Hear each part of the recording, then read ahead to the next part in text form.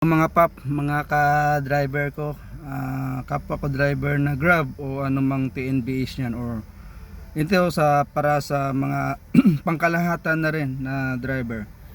Kung halimbawa guys, meron kayong sasakyan na katulad nito, ito ay Vios Toyota. Kung may napansin kayo dito guys, ito pag-apak natin dito ng preno. Ayan, aapak ako ng preno ha. Tingnan ninyo ang aking sapatos. Yan. Tapos mayroong iilaw dito. Yung park light doon at saka yung likod biglang ailaw. Kahit hindi ka naman, kahit nakasirado naman yan. Apak ako ng ano ha. Ito yung kamay ko. Tingnan mo yung aking paa doon sa baba. Yan, apakan ko yung preno. Yan o, makakaranas kayo. Ibig sabihin, gumagana yung park light doon pa sa baba. Ayan. Ayan, pag preno mo, ayan, pag preno ko, ayan, ayan, may ilaw. Bibitawan ko ha. Oh, nakita mo yung sapatos ko, umaangat. O, apakan ko yung preno, iilaw. Tapos bitawan ko ang, tingnan mo yung ilalim ko, ilalim ng aking sapatos. Yung sapatos ko sa brake. Ito, pag bitaw ko, mawawala yan. Ayan, di ba? Nawawala. Yan ang mga ng Vios. Ito 2024 model na Vios. Hindi ko to inilaw katulad niyan. Ilawin ko rin yan, 'di ba? Mag-iilaw siya. Ayan. Pero pag patayin ko yan, yan i-off ko yan. Yan i-off ko. Ngayon aapakan ko ulit.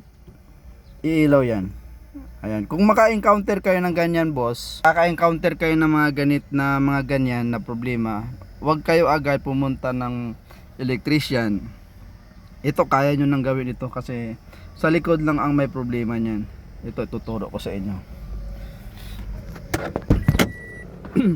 Ito yung problema. Para hindi kayo magagastusan, ito. Tingnan nyo dito yung ilaw na ito.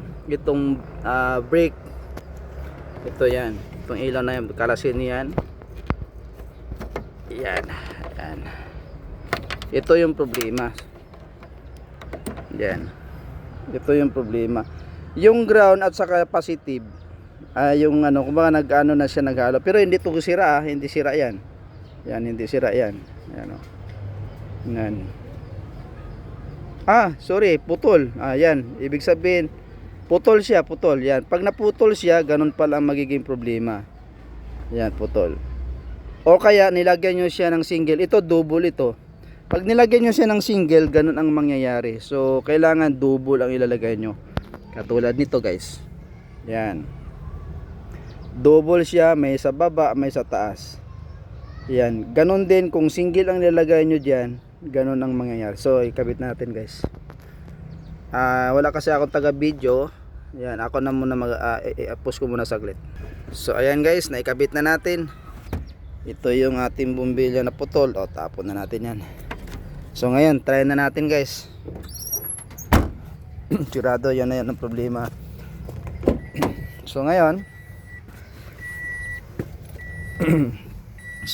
guys, so wala na siya. Tingnan mo yung aking sapatos sa taas. Apakan ko yung brake. Ayan, tingnan nyo rito. Apakan ko yung brake. Yan o. Wala na. So ibig sabihin, ganun lang ang problema. Yan, ganun lang ang problema. Bitaw, tingnan nyo yung sapatos sa baba. Wala nang ilaw. Apakan ko. Di ba wala nang ilaw? Ganun lang guys. Ganun ang problema. Yung brake doon sa na ganito, lalo na pag double, pag alam ninyong putol na siya, ganun ang mangyayari guys. Makikita nyo kahit hindi kayo naka-park light, hindi kayo naka-ilaw, iilaw dito ang signboard para sa park light. Isa lang ang dahilan nung guys, ito yung problema, bombilya lang. Okay, sana meron kayong natutunan.